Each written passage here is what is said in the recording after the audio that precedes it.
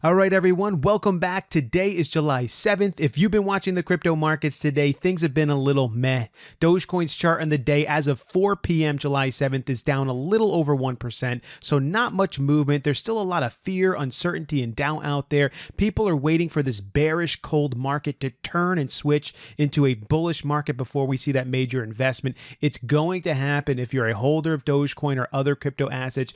Just wait, bide your time. It will switch and turn. There's a lot of good news out there. I want to share with you this Visa news. I also want to share with you BitGo's CEO talking about Bitcoin and China actually being a good long-term thing, and I agree with him. This is Dogecast. I am Vin. Let's get into it. So this is definitely the big good news story of the day. Coming from Market Insider, you can see the title there. Visa is partnering with over 50 crypto companies to allow clients to spend and convert digital currencies.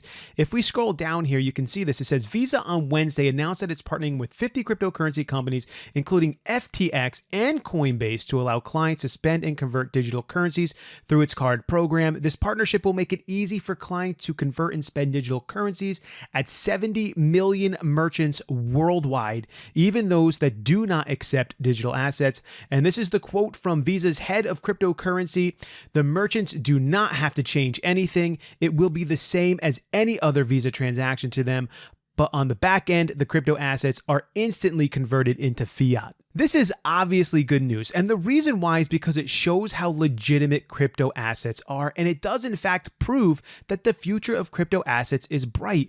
When you have major world companies and corporations like Visa adopting and accepting crypto assets as mainstream, that is massive. And in this case, it opens up trading to over 70 million merchants worldwide. And Visa is just the beginning, because right now cryptocurrencies are popular, but it's not entirely mainstream. But 5 years from now, I believe that most individuals are going to be trading in some way or another with corporations, companies online with cryptocurrencies. It's just the corporations in the countries who are ahead of the stream right now who are getting on board, but those who are not, who are doubting it, will eventually have to get on board too. This is something we always see repeating itself in history time and time again. So if you're investing in crypto assets right now, you are in a good place. Now, this is a quick video I want to share with you. It's BitGo's CEO speaking with Bloomberg here specifically about China's recent crackdown on Bitcoin, Bitcoin miners, and the tech companies and the merchants that are trading or using crypto assets.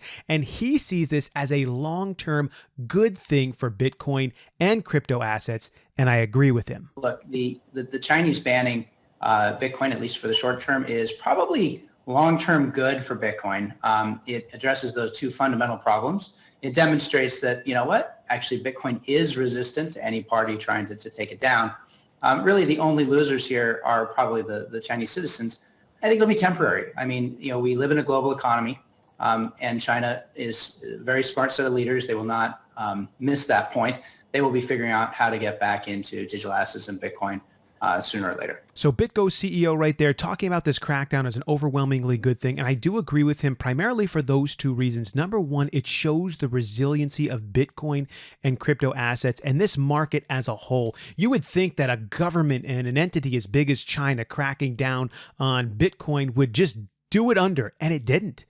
Bitcoin showed itself to be resilient. Its mining continued. Its algorithm and coding completely worked out. Even though it's decentralized, it was programmed perfectly for this situation. In addition, Bitcoin was mining using dirty coal there in China, and now it's switching to much greener, reusable energy, and this is good for the future of crypto assets. So long-term, good thing. Short-term, it creates that fear, uncertainty, and doubt that we are still seeing in the markets today. Today is still an example of that. And so let's just end things by taking a quick look at Dogecoin's chart. This is here on Robinhood. Robinhood starts its chart at 12 a.m. in the morning. So from 12 a.m. until now, Dogecoin is down around 1.8%. It is 4:08 p.m.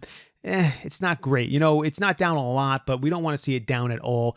And one of the things that I do want to show you going to the month chart is that Dogecoin is still following this line, this trend. If you take out this dip here, this started on June 2nd. If I go to the 3-month chart right here on June 2nd, you can see that this line and this trend is continuing on, this sort of downward trend here. We need to break ourselves out of that trend. Dogecoin needs to move itself up to that 27, 28 mark and needs to stay there in order to break this. I believe it will happen. The reason why we're still here is that fear, uncertainty, and doubt. That the recent bad news, but the future good news. The future does look bright. So we just got to kind of ride out this bear market. We got to ride this thing out. I believe it is going to turn eventually, hopefully sometime by the end of July. We do think that the fall is going to be really good. And I do hope that that expectancy will, in sometime in the summer, start to bring in a lot of investors and switch this thing into a really good market for crypto assets. As always, if you haven't subscribed already, consider subscribing to the channel. I would love to have you come along with me. This is Dogecast. I am Vin. I will catch you next time.